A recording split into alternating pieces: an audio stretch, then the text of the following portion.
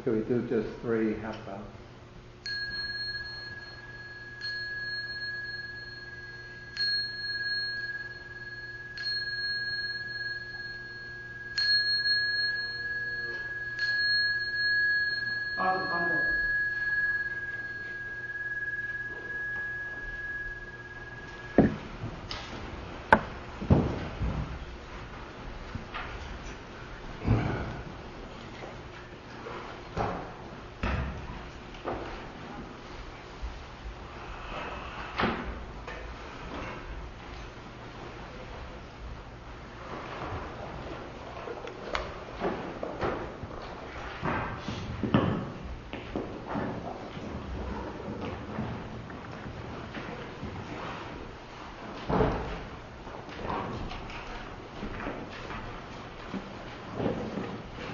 Did anybody lose a recording device, perhaps last week?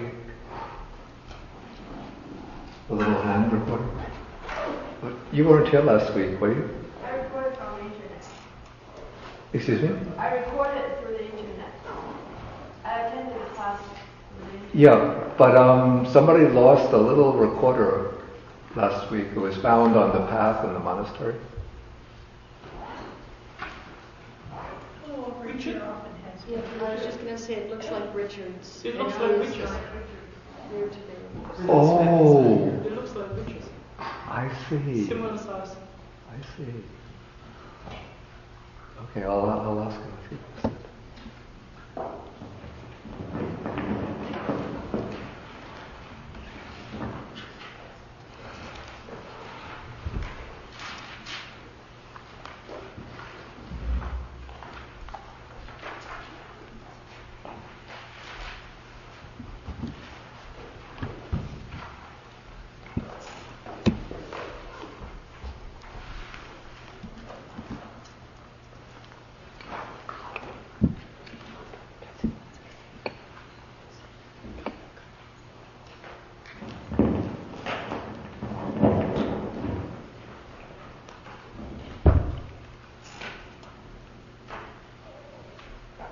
Okay, we can begin with salutations to the Buddha.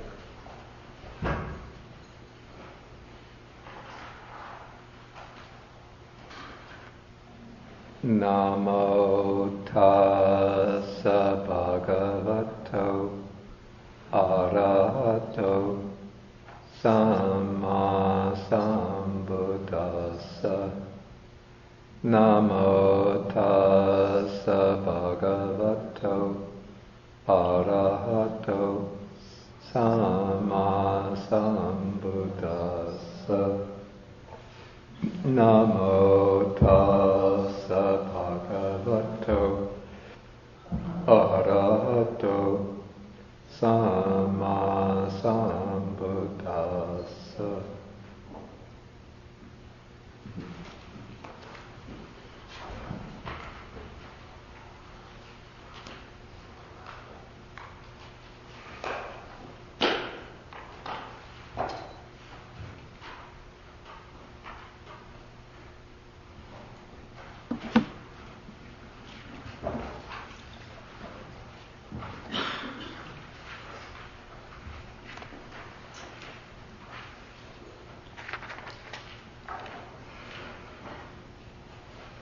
Okay, today we'll be taking Sutta number 19 in the Majjhima Nikaya.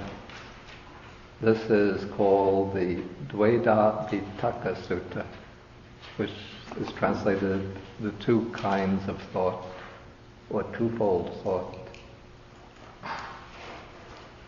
And this sutta takes the form of a Buddha relating his own experience in training his mind before his enlightenment. So, occasionally within the discourse collection, we find suttas in which the Buddha speaks about his experience as what we call a bodhisattva, that is an aspirant or a seeker of enlightenment. And whenever he does so, usually it's for the purpose of, let's say it has a pedagogical purpose. That is, the purpose is to impart some kind of instruction to us Or in other words, the Buddha is like setting himself up as a model for those who are following the path to enlightenment to emulate, to try to follow the same experience or the same type of training that the Buddha himself had to undergo in order to reach enlightenment. Okay, so in this sutta, the Buddha is going to explain to us the methods that he used for training his thoughts. And so the key word in this sutta, the word that gives that's responsible for the title of the sutta, is the word vitakka.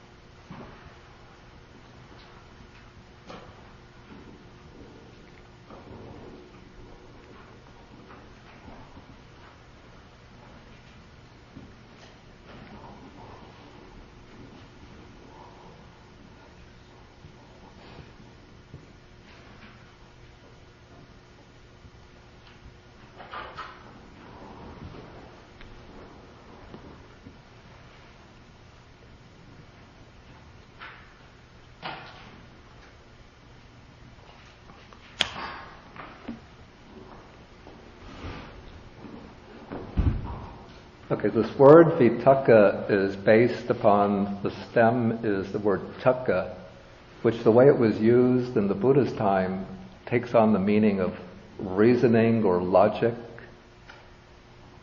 But then the word vi, when it's or the particle vi is prefixed to it to form the word vitakka. And that gives it very much the sense of thinking or thought.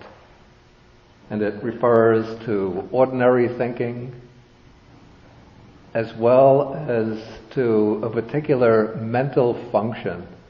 This is when we come to the Buddhist way of analyzing the mind into distinct mental factors, each with their own function.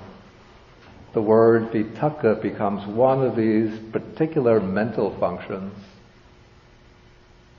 which is said to have the task of applying the mind onto its object. And so we see the word vitakka in this special sense used in the formulas for the jhanas.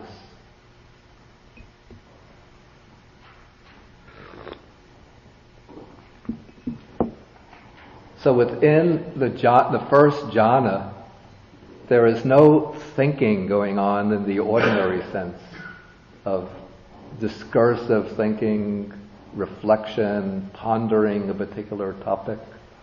But there's still the mental function of applying or directing the mind onto an object. And that function is ascribed to vitakka. In this case, vitakka, it's often coupled with another word, vichara.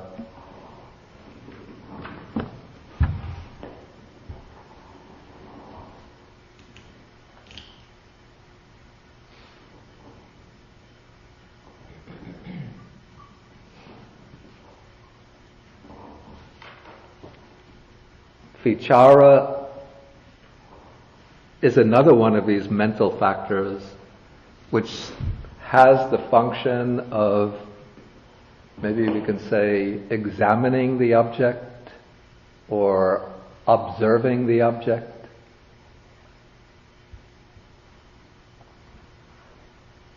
The word vichara itself originally meant something like wandering. But this is not the mind that wanders away, the roaming and wandering mind, but it's a mental function which continually anchors the mind onto the object. So vitakka applies the mind to the object, and vichara observes the object.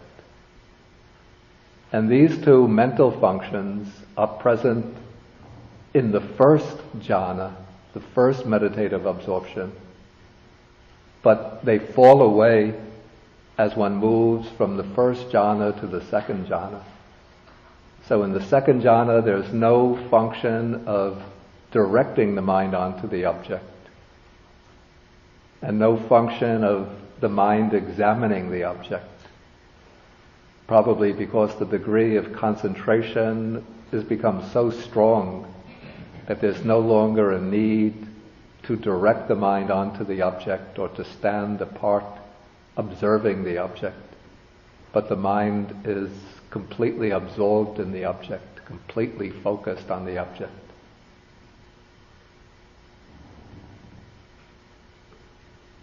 So this is the way the word vitakka is used in relation to the jhanas, the meditative absorptions. But in its ordinary usage, the word vitakka, it's very much similar to the English word thought. Though it has here not so much the intellectual sense of thought, but rather what I would call maybe the purposive sense or motivational sense. That it's thinking which has a purpose behind it, thinking which is motivated, thinking which is directed towards some kind of goal. And in this sense, vitakka, it's often rendered or equated with another word that occurs in Pali. That word is sankappa. Now, the reason I write this Pali word sankappa, I don't want to confuse you with too many Pali words, but this word has an important role in the Buddha's teaching. Does anybody know what that role is?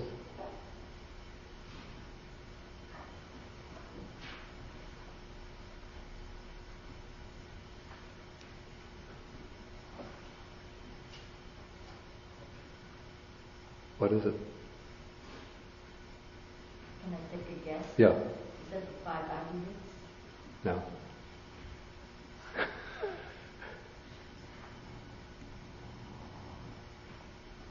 What is it? One of the second factor of the 8 noble. Speak more loudly.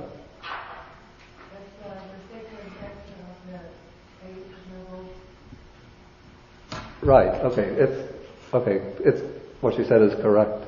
It's the second factor in the Noble Eightfold Path is samma sankappa. That means right. Sometimes it's translated right thought, or right intention, right purpose, right motivation.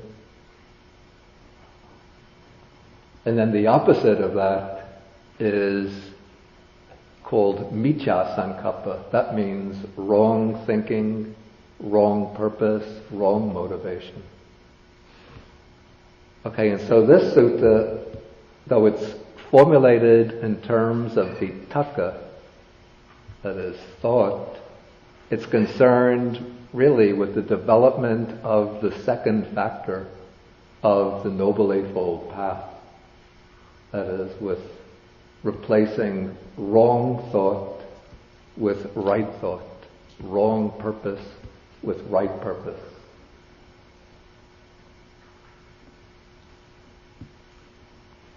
And there are different ways in which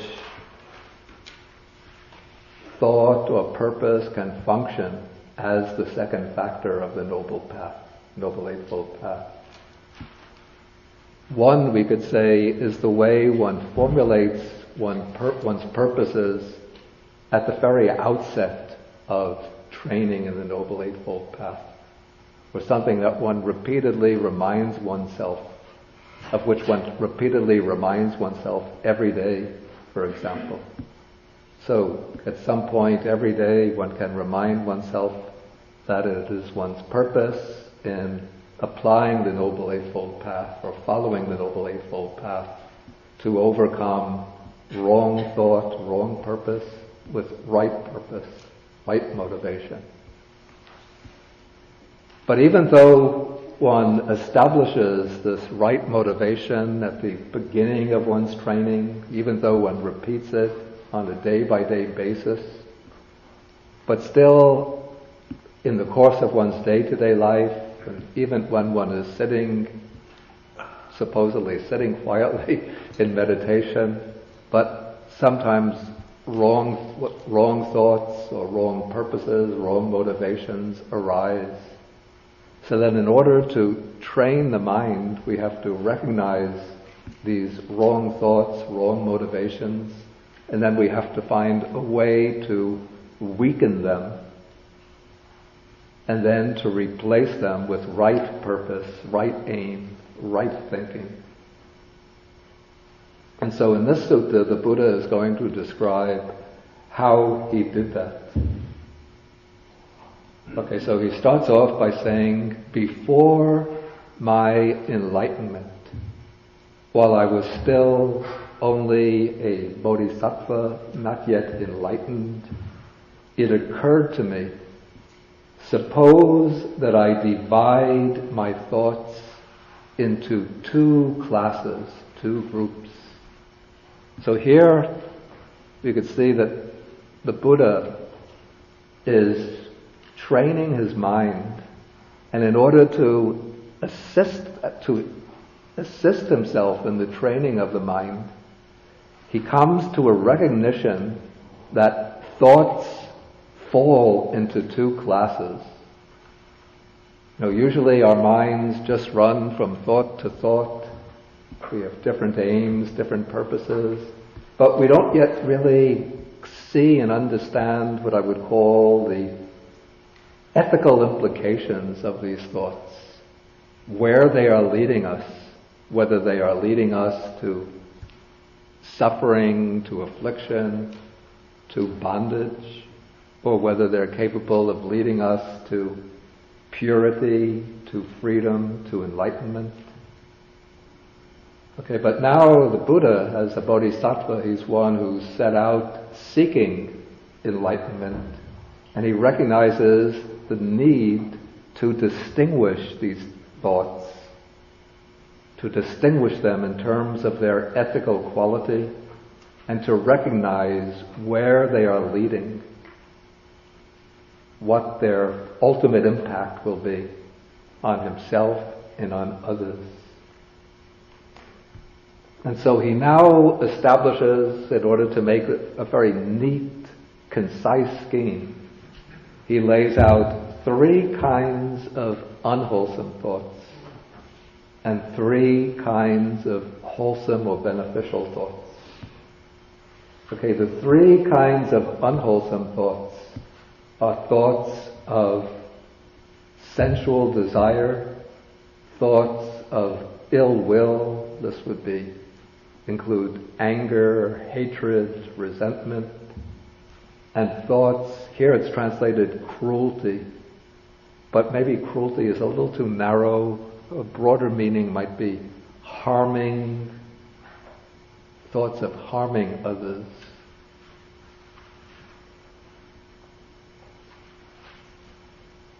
And then he set on the other side the 3 opposite kinds of thoughts. The first is translated here, thought of renunciation, but I'm going to explain how I think it's possible that this might actually be,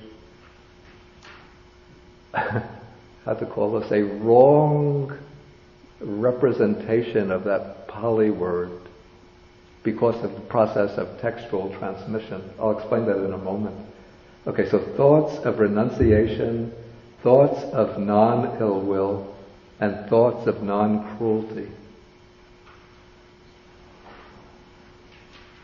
Now usually in Buddhism, when we speak about the 3 unwholesome roots, what are the 3 unwholesome roots? Greed, hatred, delusion. Right, greed, hatred, and delusion. And so it might seem a little puzzling at first why we don't have the unwholesome thoughts set out as thoughts of greed, okay, sensual desire, greed, almost synonymous. Thoughts of ill will, thoughts of hatred would be almost synonymous. But we say deluded thought and thought of cruelty Not very close, not very similar. So why don't we have thoughts of delusion here? Doesn't it seem like something is missing? Delusion is not a thought. Actually, that's a good... It's all delusion. No, that would be an extreme, yeah. But there's another reason I have in mind. Well, I think the delusion is the quality of the thought, not what the thought is about. No? Actually, that's a good point too, though it's not exactly what I had in mind.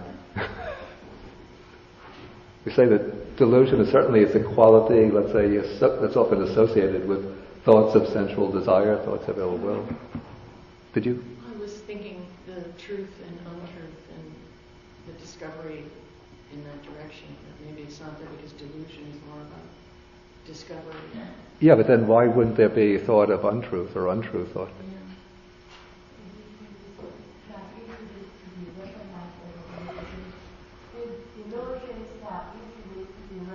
Wait, Jen will give you the microphone.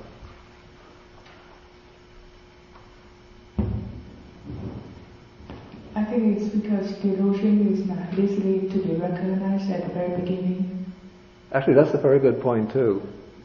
But again, it's not quite what I had in mind. Maybe somebody has to read my mind to know what I have in. Let us say is delusion in some way included in the wrong noble, it's not the wrong eightfold path in some form.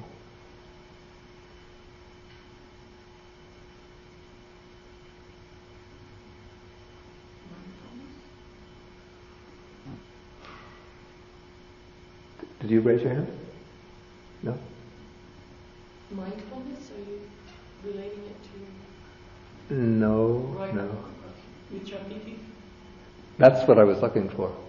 Michatiti, it's what? Wrong view. Wrong view. Yeah, it's wrong view. So wrong view isn't quite the same as delusion, but we could say that wrong view, it's a kind of manifestation of delusion or an outgrowth of delusion. So already wrong view is being corrected by the first factor of the Noble Eightfold Path, that is by right view. So when one has right view, that is countering delusion. Even though delusion is very deeply rooted, so delusion is only completely eliminated when one reaches the end of the path, that is true knowledge or enlightenment. But already when one acquires the right view, one is activating that particular path factor that is opposed to delusion. And so delusion, I would say, both delusion and wrong view refer to understanding that's kind of distorted. Let's say delusion is lack of right understanding, and wrong view is a crystallization of wrong understanding. It's a concrete manifestation of wrong understanding. But when there's wrong understanding, distorted understanding, that will have an impact on our motivations, that will affect our purposes, our aims. And so we have to deal with this motivational side of the mind. It's almost a separate exercise. So that's why there comes the separate training in developing right view. But then a question comes up that cruelty and ill will seem to be very closely associated. So what exactly is the difference between them? Why are the two? one is thought and one is action? Well, here they're both taken as thoughts. In this particular... Yeah. Okay. I would say that what's translated cruelty here in fact, maybe you're getting warm, that it manifests in the form of action. In a way, I'd say, yeah, that you're on the right track, though it's not exactly... I'm not exactly wrong. Excuse me? Well, I was making a joke. I'm not exactly wrong. Yeah. Yeah, well, anyway, maybe I'll just give my explanation. And this is my understanding. It doesn't come in the text itself, or not even in the commentary. But there's a tendency for this third factor to express itself in action, in harming of others. Whereas ill will is more a kind of emotional state of the mind. Wouldn't be thinking about it, and the other enjoying thinking about it? I think the word cruelty in English suggests the enjoyment of inflicting harm on others, which is one reason why I don't think it's a perfectly satisfactory translation of the word. The original Pali word is vihingsa, which means simply harming others or inflicting harm on others. So it doesn't imply anything that necessarily imply getting enjoyment out of that, or a kind of sadistic pleasure from it. But it doesn't definitely imply a certain tendency that breaks out in the form of action. And so we have, the Pali word is avihingsa, but many of you will probably have heard it in a slightly different form. It's almost been absorbed into English.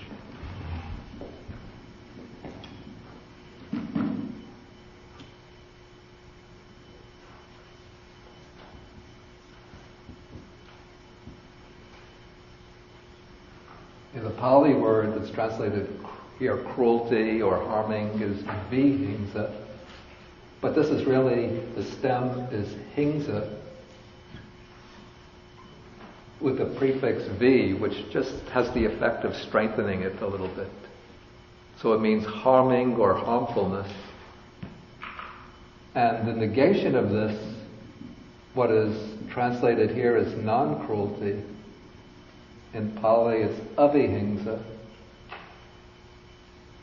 But if we just leave out that prefix, then we have ahingsa.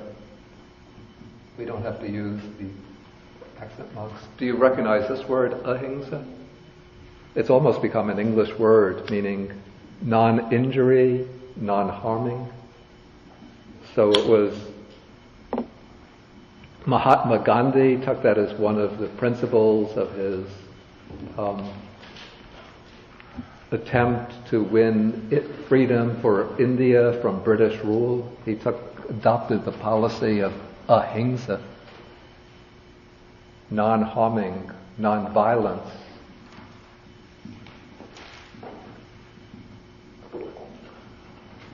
In fact, the word that's become quite widespread in English now, non-violence, like non-violent resistance, actually has come into English through Gandhi's adoption of the policy of ahimsa. Then this was translated as non-violence, and then adopted by Martin Luther King and others who followed principles of non-violence. We say non-violent resistance to oppression, injustice, and so on. Okay, so I think the Buddha incorporated this non-cruelty, non-harming, non-violence into the path because the thought of violence or of harming becomes the source of so much behavior and action which results in the destruction of life, the injuring of others, wars, violence, and so on. And so in order for his followers to train effectively in observing the principle of non-violence in their day-to-day life, of harmlessness, they have to begin at the level of thought, purpose, motivation, by developing thoughts of non-violence and removing the tendency to violence, to harming others. Okay, I said I was going to deal with this, what's called the wholesome thought, the first wholesome thought, which is translated as here thought of renunciation. And this has come about because there are two derivations for the Pali word which are different, but they culminate in the same word.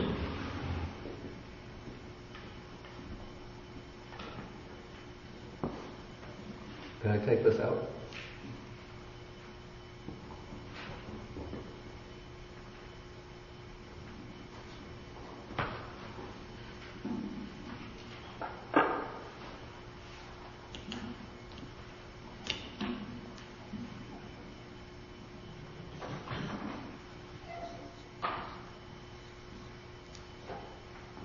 Okay, the word that's translated as sensual desire or sensuality is the word kama.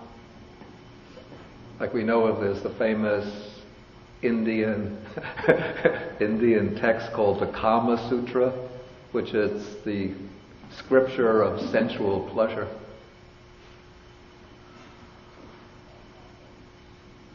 Okay, now the prefix which is used for negation in Pali and Sanskrit is near plus kama.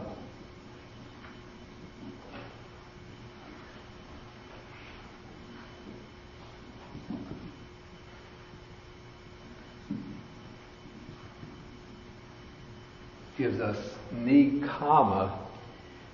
Then when this gets transformed, that means desireless.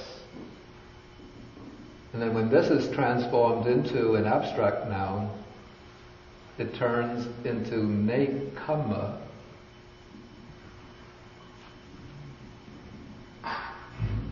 which would be desirelessness or lack, non-sensuality.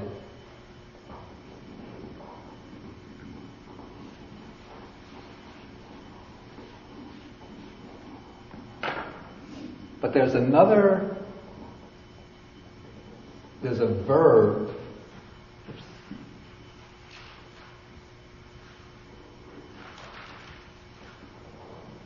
in Pali it's come, but in Sanskrit it's kram, which means to step, to walk.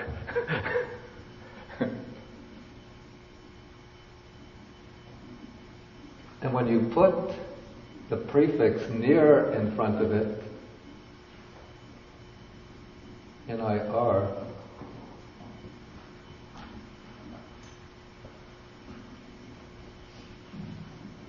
we get the verb nikamati,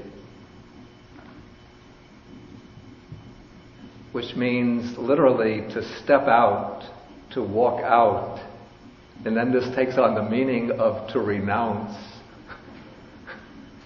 And then to make the noun from this verb, it turns into nekama.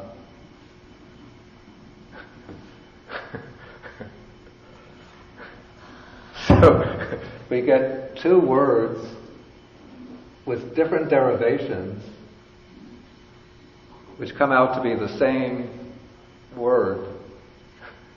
So nekama, it's the act of stepping out or renunciation. But there's another word, nekama, which means desireless. It's a little bit like in English.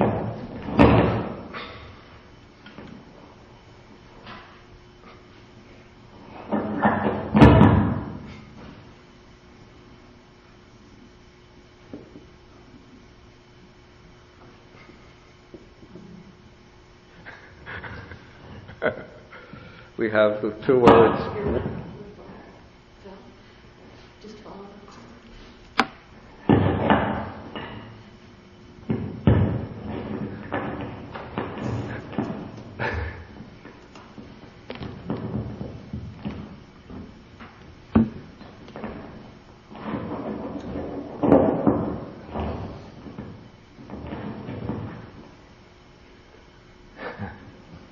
We have wind and wind. So this is why English is so confusing for people who are learning it as a second language. Will you please wind my watch? The wind is blowing.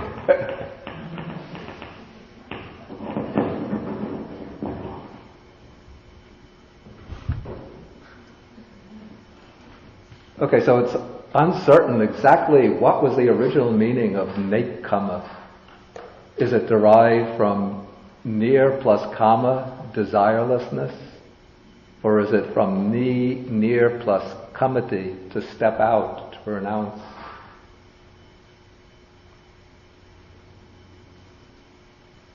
Okay, so anyway, we have these three unwholesome thoughts, and they're directly opposed by these three wholesome thoughts. And so now the Buddha is going to show how he trained his mind to overcome these unwholesome thoughts. So he says, now I'm in paragraph 3, we're on page 207. As I abided thus, that is after dividing his thoughts into these two classes, as I abided thus, diligent, ardent, and resolute, a thought of sensual desire arose in me. Sometimes people adulate the Buddha or put him up on a pedestal that he couldn't do anything wrong, all of his thoughts are always perfect. But here he's saying, when I was striving for enlightenment, sometimes a thought of sensual desire arose in me. Don't forget that the Buddha came from the princely class. He would have been living in the palace. He would have had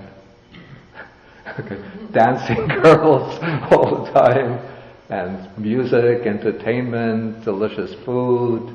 Anything he wants, he just snaps his fingers and there are servants to provide it for him.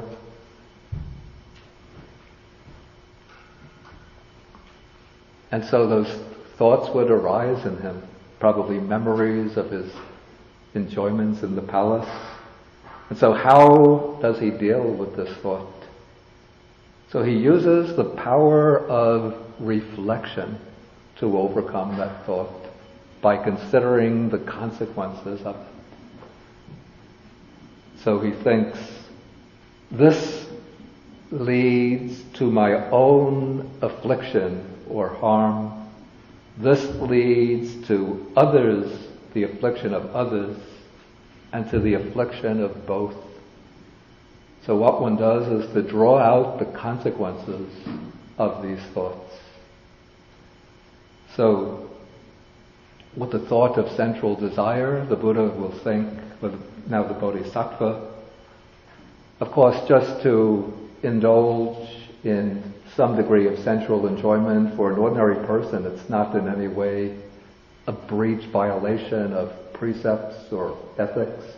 But for somebody who is striving with full diligence in order to reach the utmost perfect enlightenment, then this thought of sensuality, of sensual enjoyment, it's going to be a temptation that it's tending to pull him away from the path. Like this is the voice of Mara. Mara comes to the Buddha sometimes when he's struggling for enlightenment and says, why are you striving so diligently? You can go back to the household life, you can live in the palace, you can enjoy yourself and do deeds of merit, and you'll have a happy rebirth.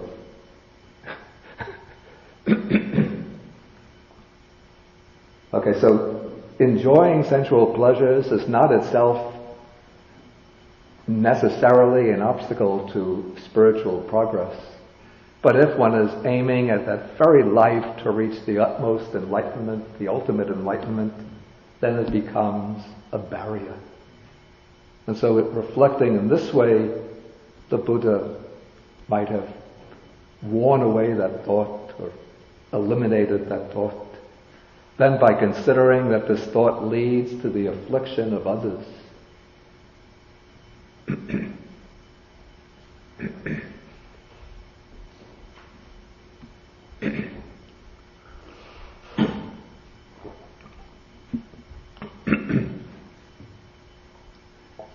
Okay, so the Buddha could have reflected that if I followed through this thought, act upon this thought, then I won't reach the utmost enlightenment, and then I can't show the way to liberation to others. And then to the affliction of both, this just brings the two together. It obstructs wisdom, it causes difficulties or distress, and it leads away from Nibbana. Okay, so when I consider this, in each case, he takes each of these individually.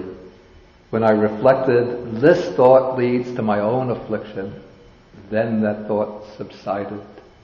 When I considered, this leads to the affliction of others, the thought subsided. When I considered, this leads to the affliction of both self and others, then that thought subsided. Similarly, when he reflected, this obstructs wisdom, causes difficulties or distress, and leads away from Nibbana, it subsided in me. So whenever a thought of sensual desire arose in me, I abandoned it, removed it, did away with it. Okay, so this is a useful method, and it's a method that one doesn't apply just one time, but it's by continually, repeatedly reflecting on what is called the danger or the drawbacks, the disadvantage in these unwholesome thoughts, that one weakens their power, weakens their grip on the mind. So this is a gradual process. One can't expect simply to do away with these thoughts all at one shot. But it's a process of training oneself by reflecting a little bit now and then on the drawbacks, the disadvantages in these thoughts, the misery to which they lead, that one can weaken them. I'd actually found this method very, very useful during my early days as a monk. I mean, if the Buddha himself was a bodhisattva, could have thoughts like that. A very ordinary person like myself, in my early days as a monk, those thoughts would come up. And then I had read the sutta, so I thought, let me just apply that method. And I started reflecting on these thoughts, okay, sensual thoughts in that light. And they weren't thoughts about delicious food or going to movies, but other things. But reflecting on that way, in that way, if I follow through on this thought, I'm going to give up my monk's life and go back to the worldly life. And then I lose that advantage for myself. I lose the ability to be of real benefit to others. And then I won't be able to follow the way to this development of the higher wisdom and Nibbana. And so as I reflected in that way, I found it was very, very effective in weakening the power of that type of thought.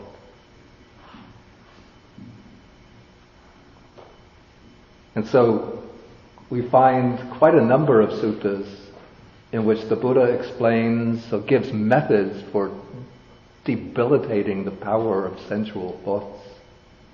For example, there's the contemplation of the parts of the body. We find in the Satipatthana Sutta, the 31, 32 parts of the body. The reflection on the corpse in the cemetery, also in the Satipatthana Sutta. Then we have suttas like number 75, let's say number 54 in the Majjhima Nikaya. You have the Potaliya Sutta. This has the similes for sensual desire. And Sutta number 75 in the Majjhima Nikaya, which is a kind of long examination of the unsatisfactoriness of sensuality.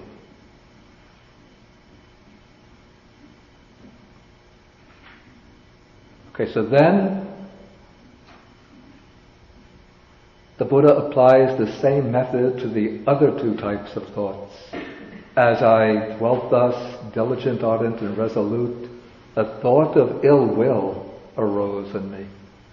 We think the Bodhisattva had boundless, infinite loving kindness, boundless compassion, but still, because he was not yet fully enlightened, there was maybe some tendency for ill will to arise. I don't know how that could have happened.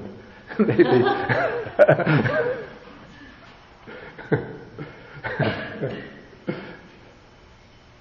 I remember one monk in Sri Lanka told me there's a sutta in which the Buddha says that, he says to Ananda, Ananda, I'm now growing old, my skin is wrinkled, my hair is turning gray.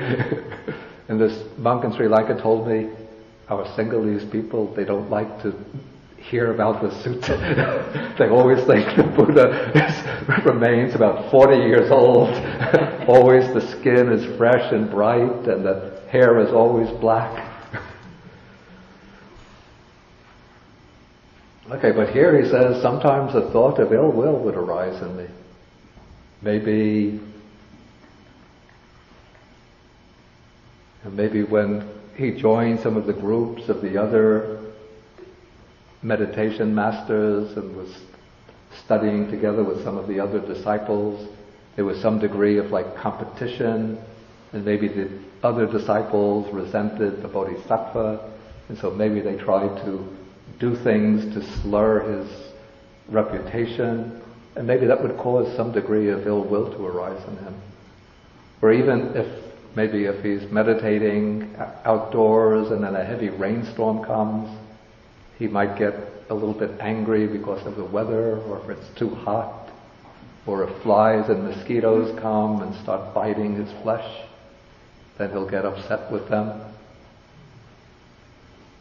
And then also a thought of vihingsa would arise in him. A thought of, I can't imagine cruelty arising in him, but a thought of harming, again maybe with mosquitoes and flies come. I mean, I had to struggle with this. My early, first couple of years in Sri Lanka, they didn't give me mosquito nets. Even my first night at the temple where I was to be ordained, I didn't sleep that night. I thought, as the afternoon was wearing on, my first day there, oh, so what wonderful place, quiet village, just on everything. It's like this is real Asia, Sri Lanka, South Asia, so different from America. And the room was very peaceful, very quiet. Then by 7 p.m. it was getting dark. I thought, let me just sit in meditation. So I start sitting, and then there comes a little buzzing sound. Buzz, buzz, wee, wee, wee. Then it lands on my arm. And a little pinprick into the arm. Then again more buzz, buzz, buzz. Till by 7:30 my body was just covered with every exposed inch of flesh of the body was covered with a mosquito. And this continued. And you see, when I was living in America, before going to Sri Lanka, I had this state of mind, if there's one mosquito in the room, it takes me hours to fall asleep. Even if the mosquito doesn't land on me, but just the buzzing in the room, it creates this warrior anxiety. He's going to come for me. So I lie there thinking, when is he going to... It's the female mosquito that bites, I think. When is she going to come for me? When is she going to come? Until usually I would fall asleep, but after an hour or so of just lying. But here in my ideal paradise, the room was just thick with mosquitoes. This was early November. Yeah, early November, which is the rainy season. And the rainy season is the time when the mosquitoes breed and they come out in abundance. And so after some time I got used to having mosquitoes around. But they would come, the first year I didn't have the mosquito net, and they would come and land on me, and I just had to train.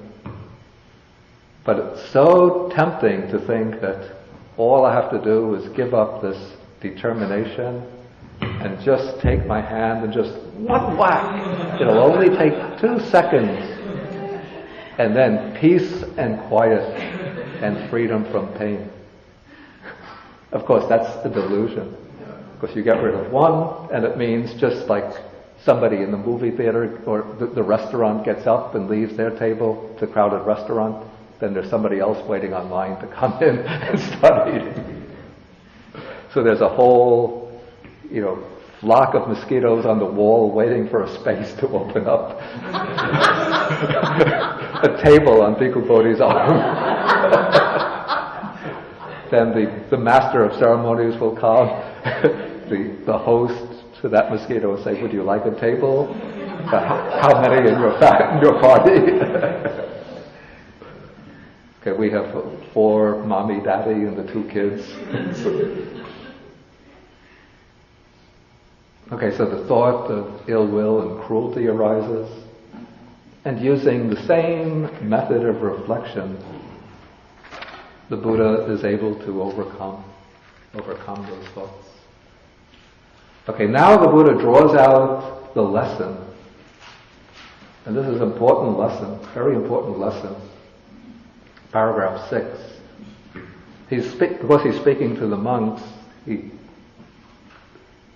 formulates it in terms of the monks, but it's true of any person. So I'm going to just substitute for bhikkhu, I'm going to say person. So whatever a person frequently thinks and ponders, that will become the inclination of the mind. We could say that becomes the habitual tendency of the mind. If one frequently thinks and ponders thoughts of sensual desire, then one has abandoned the thought of renunciation or the thought of desirelessness to cultivate the thought of sensual desire. And then one's mind inclines to thoughts of sensual desire.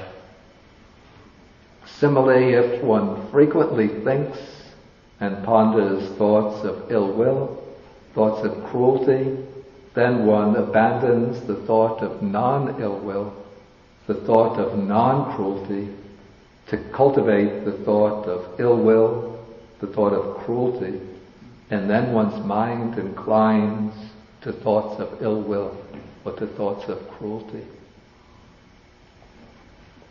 And so we could see that our habits and our character, how do they develop? Why are we born with a particular character, certain tendencies, certain aptitudes, certain inclinations?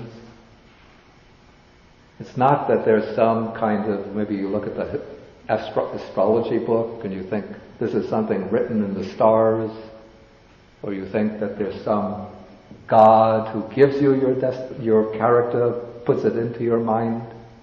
But the character is actually built up by our individual thoughts.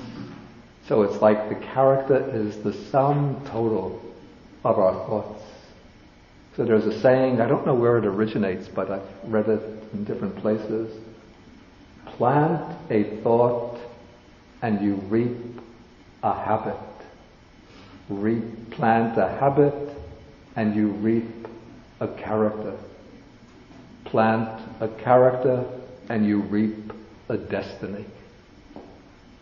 So our destiny in life, it's not something determined outside of ourselves, but it's basically a function of our character. In our character, it's built up out of our habitual thinking. So we could say the inclinations or predispositions of the mind. And the predispositions are determined by our individual thoughts.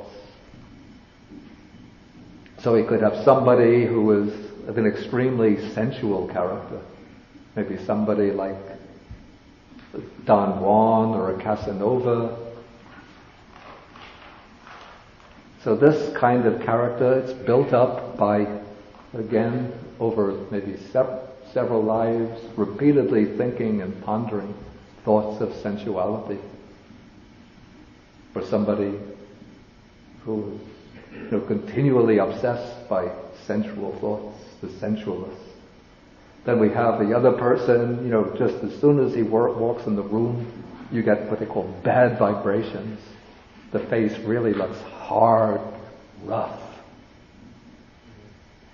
threatening, dangerous. You don't even have to talk to the person very long, but you've never seen them before, but they walk into the room, you look at the face, you get that impression. That's the character of the thoughts showing through the face. This could be a really angry person. So when you see the angry person, immediately you get the vibrations of anger or ill will. And then another person who is really violent, rough, explosive temperament.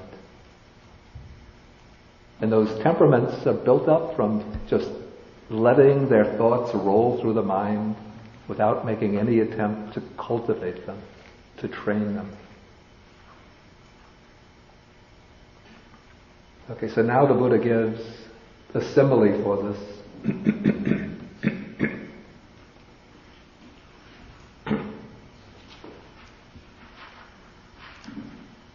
Okay, it's like in the last month of the rainy season, in the autumn, when the crops thicken, then the cowherd would guard his cows by constantly tapping and poking them on this side and that with a stick to check and curb them.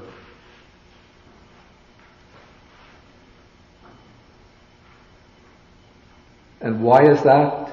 Because he sees that he could be flogged, imprisoned, fined, or blamed if he lets the cows stray into the crops. So too I saw in unwholesome mental states the danger, degradation, and defilement, and in wholesome mental states the blessing of renunciation, the aspect of cleansing. So the simile here, it's quite appropriate, because when the crops are thick, then the cattle will walk towards the crops and start to eat them. And so to keep the cow away from the crops, one has to treat them a little bit roughly by tapping them, poking them, hitting them, so that they'll move away from the crops. So sometimes this is how one has to train the mind. One has to hit these unwholesome thoughts, keep the mind away. Let's say the unwholesome thoughts are like the grain, and the mind is like the cow. So one has to strike the mind with these reflections on the danger, degradation, and defilement in unwholesome thoughts. And that way pull the mind away from the unwholesome thoughts towards the wholesome.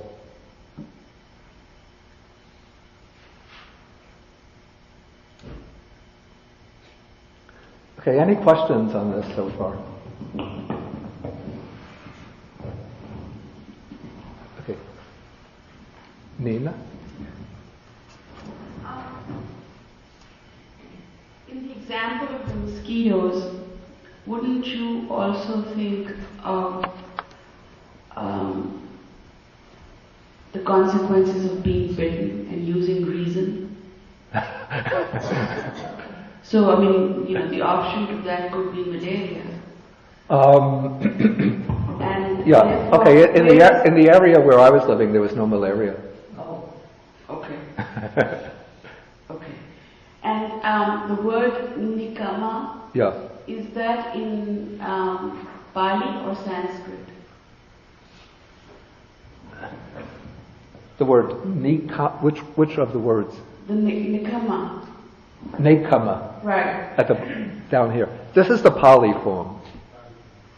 Okay. Okay, but Because now in Hindi that means useless.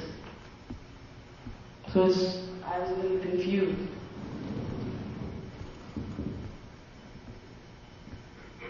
Don't read the Hindi meaning into that. Hindi is derived from this, it belongs to the same family of languages, but the word could have picked up different meanings over time. Maybe the idea came that a person who is renounced, left the worldly life, is useless.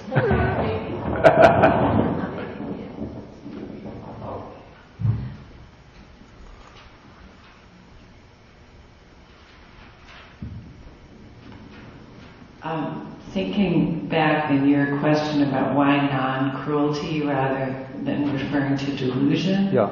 again, I might be making the same confusion that Nina was, but I once interviewed an Indian scholar who translated ahimsa as non-violation rather than non-violence. Rather, Ravindra retranslated it. Excuse me? Which the man's name was Ravi Ravindra, and he said he thought non-violation was more exact to the original meaning, and it seems that, you know, we can often give aid even, and it does harm. Yeah. There's a violation, you know, individually or even as a country, because we're deluded.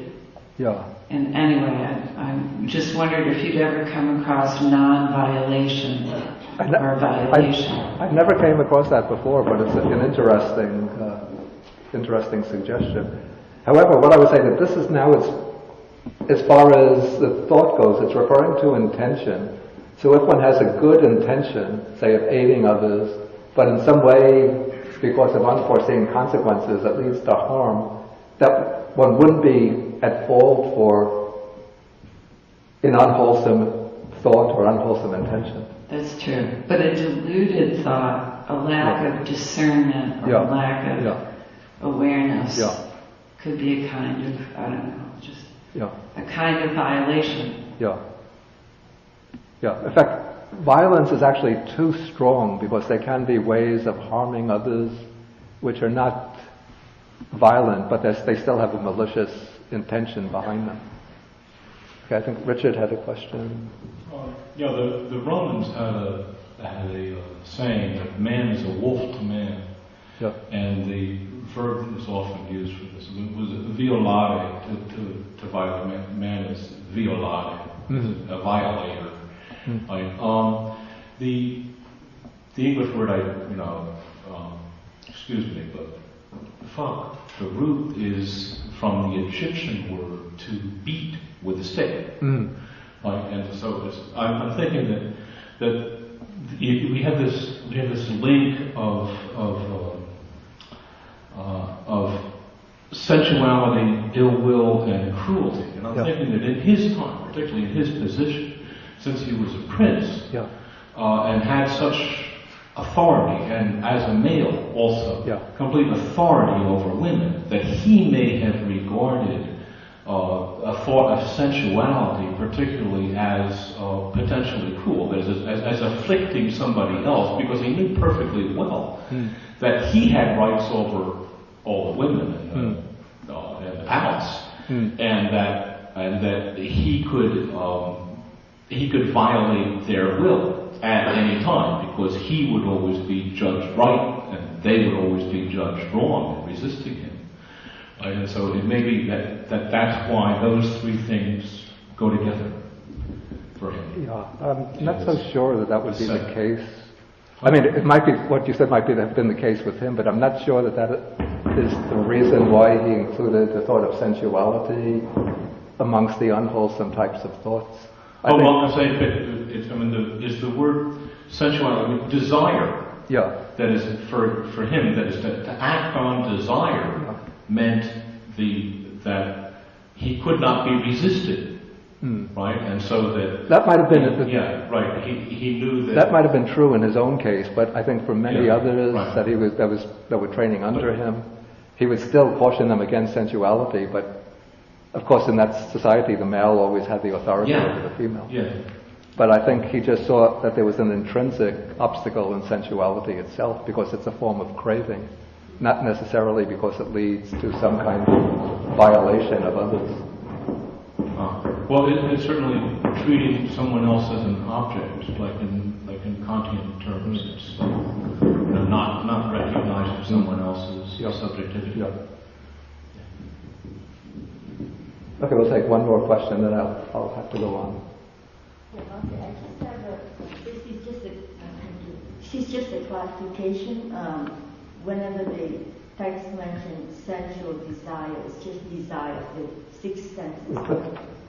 Okay. When the sutta mentions about sensual desire, it's not just sensuality, but the desire of the six senses, five senses and the mind. What's the exact meaning of Usually it's desire for the enjoyment of the pleasures of the senses. Of course, one could be thinking about those enjoyments with the mind, so one doesn't have to need the actual sense object in one's presence. But it's referring to the enjoyment of the senses. And not just sensuality, thoughts of sensuality, right? Well, that is a sort of sensuality. It's not thinking about sensuality itself, but it's thinking about enjoying sense pleasures.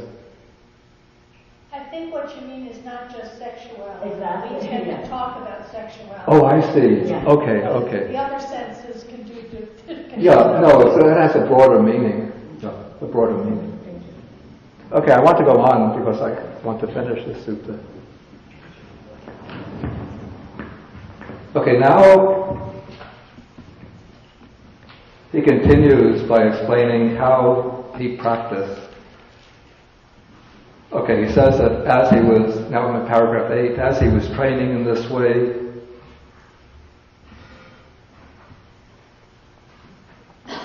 he would use a method of reflecting on the thoughts, and that would cause these thoughts to subside in him.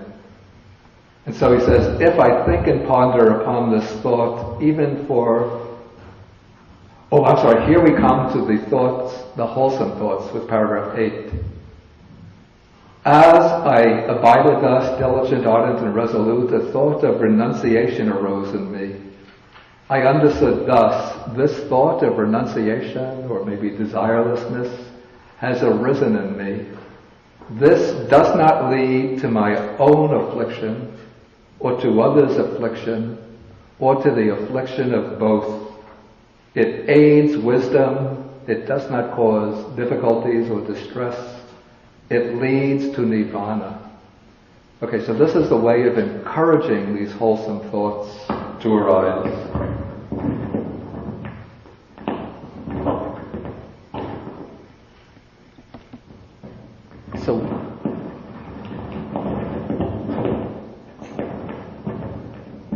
So while those thoughts are still relatively weak when they need to be strengthened, he would reflect on the advantages in those thoughts.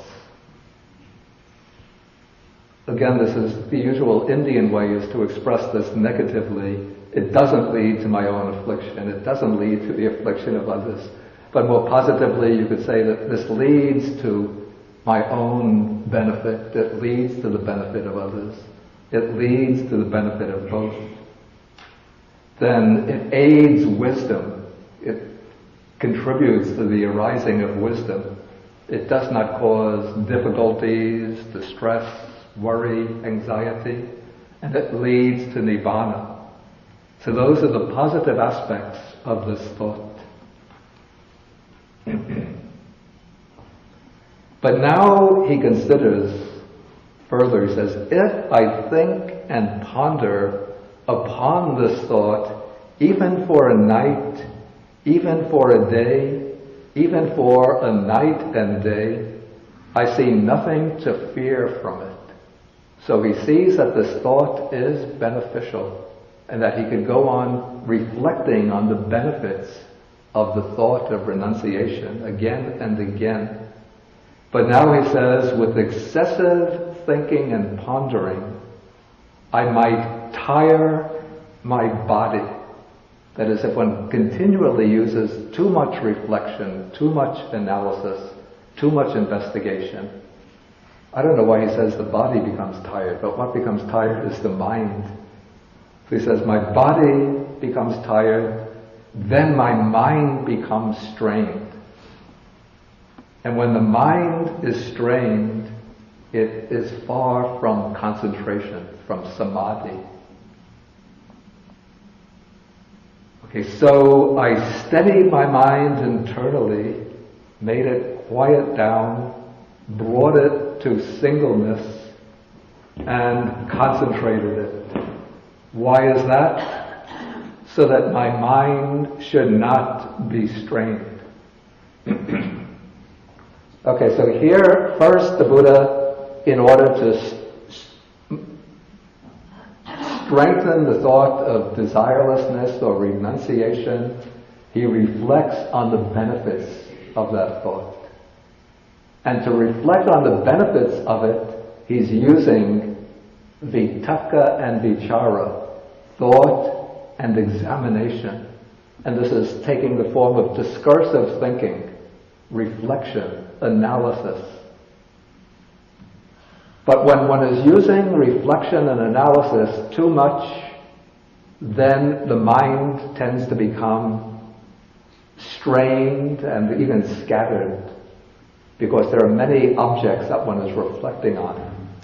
So once the Buddha is able to weaken the thought of sensual desire and establish it in this state of desirelessness through reflection, then he lets the reflection drop away and just brings the mind to some single object.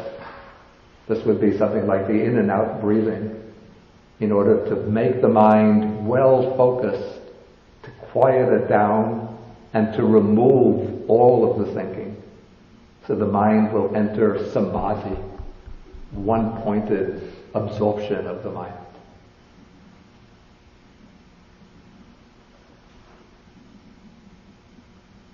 Okay, then he repeats the same thing with the thought of non-ill will. The thought of what's called non-ill will is actually the thought of loving kindness. So he will reflect on the benefits of loving kindness, and then he will radiate the loving kindness to all beings, using the power of thought and reflection. And then the thought of non-cruelty, this would be the thinking about the benefits of compassion and harmlessness, and then radiating thoughts of compassion towards others. And so he uses the same reflection, this thought of non-ill will, non-cruelty has arisen in me. This doesn't lead to my own affliction, to the affliction of others, to the affliction of both. It aids wisdom, does not cause distress, and it leads to nirvana. But if he thinks in this way too much, day in, day out, night and day, then the mind becomes strained because of too much excessive thinking. And so again, once his mind becomes well established in these qualities of loving kindness and compassion, then he lets the thinking drop away, and he brings the mind to a single object and lets the mind drop into samadhi.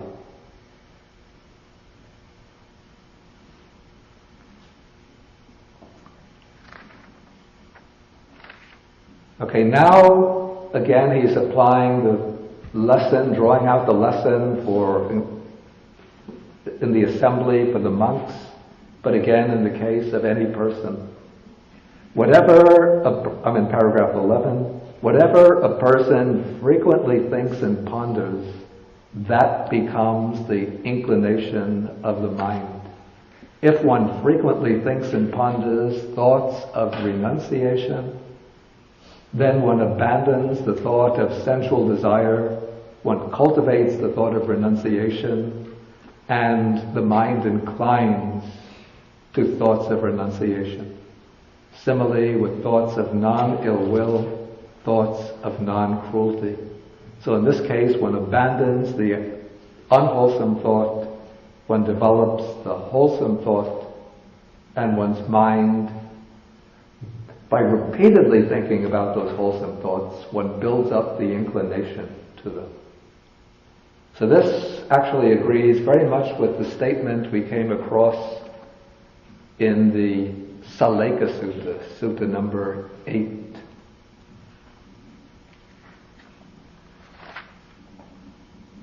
This is on page 127, where the Buddha says, even the inclination of mind towards wholesome states or wholesome qualities is of great benefit. So what should be said of bodily and verbal acts conforming to that inclination? So you could use this repeated reflection with any list of wholesome qualities.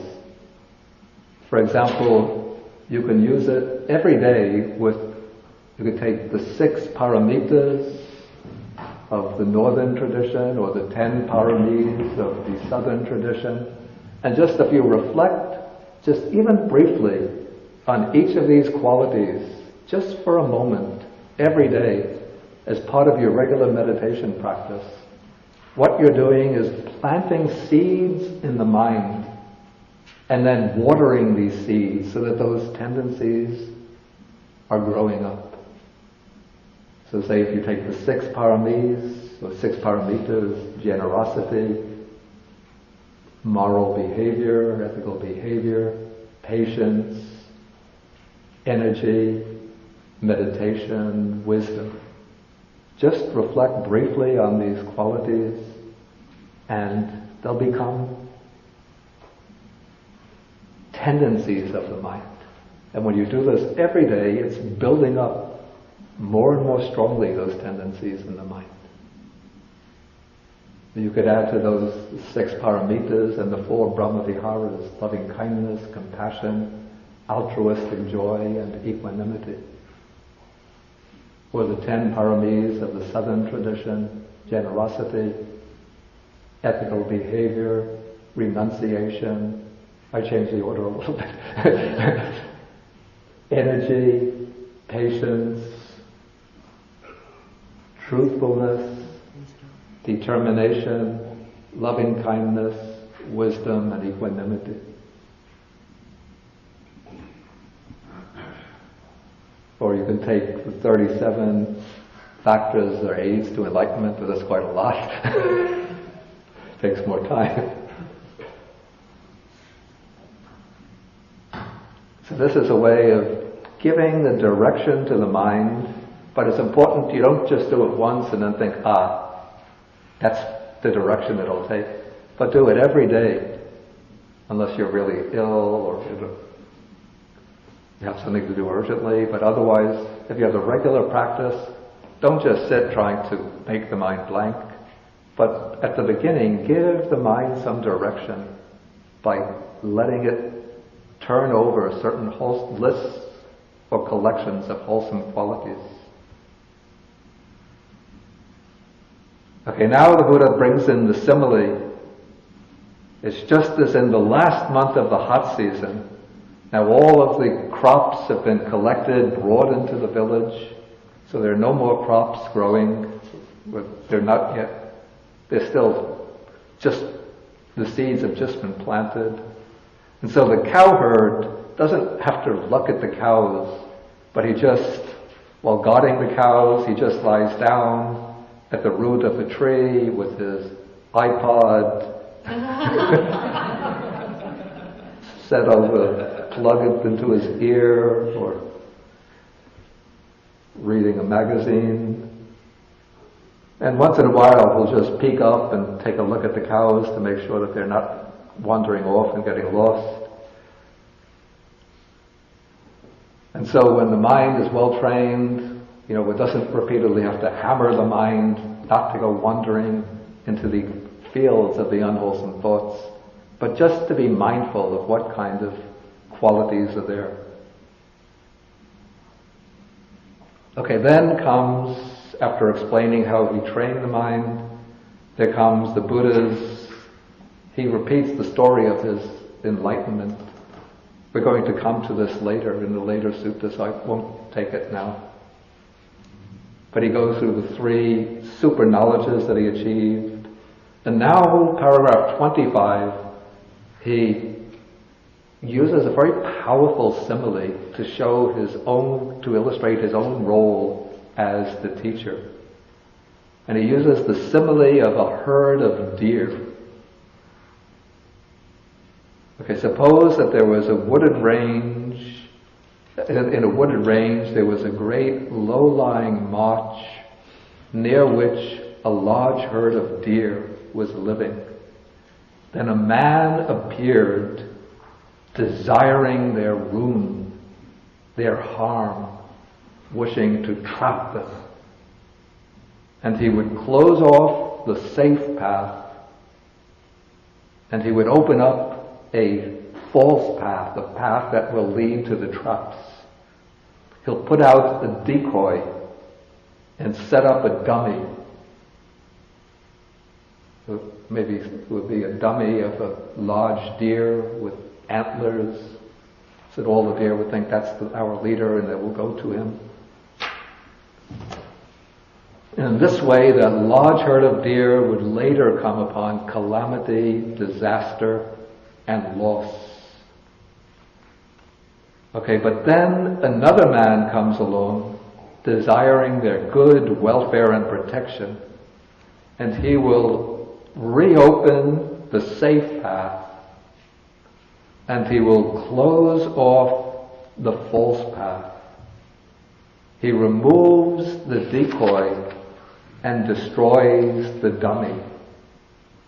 And in this way, the large herd of deer might later come to growth, increase, and fulfillment. Okay, so that is the simile, and now the Buddha gives the explanation. He says, I have given this simile in order to convey a meaning. This is the meaning. The great low-lying marsh is a term for sensual pleasures. So this is what attracts living beings, is enjoyment of sensual pleasures. And when they follow that path, then they get caught and trapped. Then the large herd of deer is a synonym for sentient beings. The man desiring their ruin, harm, and bondage is a term for Mara, the evil one. Mara is like something like the devil, except that he doesn't have any connection with hell, but he is the Lord of the heavens of sensual delight, who wants to lead living beings away from liberation and to sort of trap them with the temptation of sensual enjoyment. The false path is the wrong eightfold path. There's wrong view, wrong intention, and so on, up to wrong concentration. The decoy is a term for delight and lust. The dummy is a term for ignorance. Okay, so those are the negative qualities. Then the man who comes along desiring their good welfare and protection, that's a term for the Tathagata, the Buddha, the accomplished one, the fully enlightened one. And the safe path to be traveled joyfully is a term for the Noble Eightfold Path, from right view to right concentration. Then the Buddha says, the safe and good path has been opened up by me, the wrong path has been closed off, the decoy removed, the dummy has been destroyed. What should be done for his disciples out of compassion by a teacher who seeks their welfare and has compassion for them, that I have done for you. Here are these roots of trees, the empty huts. Meditate, bhikkhus, do not delay, or else you will regret it later. That is our instruction to you. And that is the end of the sutta. Okay, maybe I don't really have time for questions right now, but maybe if there's one question, urgent question, I'll take it. Somebody who's not going to stay for the question period. There's questions in front of you. This is a little technical question, so I didn't want to bring it up. You won't stay for the discussion. Stephen, I just want to go back to the malaria issue. To what? To the malaria issue. If there was malaria, what would you have done? I would have moved out from that area, gone to a different area. Or there are things that one could burn in the room that keep the mosquitoes away. There are these mosquito coils that you burn it. It's like incense, except that it has a repellent, a mosquito repellent. But if it's a malaria-infected area, I would keep away from it. Okay, we'll end now and then come back at 12 o'clock, around 12 o'clock, for the discussion period. Well, one thing I want to announce now, I won't have the class on February 13th, though it's on the syllabus, because that's the day before the Chinese New Year, and so there'll be a lot of activity going on here, preparations for the Chinese New Year. And so I think it's better that we don't have the class that day. But do come on February 14th for the Chinese New Year celebration. It's very nice, and I think we will have some chanting in the afternoon and give out the protective thread that you put on your wrist, and it will protect you through the rest of the year. Okay, so we'll end with the sharing of the merits, to share the merits with the deities, the nagas or dragon spirits, and the Buddha's spear spirits, and with all beings. Akasata Jabumata Deva Naga Mahitika Punyantang Anumoditva Shirang Rakantu Sasanam Akasata Jabumata Deva Naga Mahitika Punyantang Anumoditva Shirang Rakantu Desanam Akasata Jabumata Deva Naga Mahitika Punyantang Anumoditva Shirang Rakantu Mang Param. Okay, the short style. Etavata hehi sampadang punya sampadang sabbe dev modantu sabbe bhutanu modantu sabbe sadanu modantu sabba sampati siddhya bhavagupadaya avichihitato etantare satakayupapanna rupi arupicha asanya sanino dukkha pamuchantu pusantu nibuting.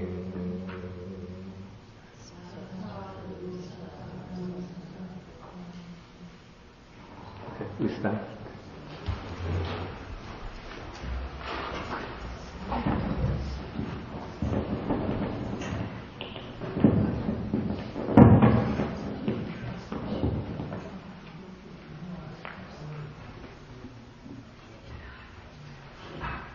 We have our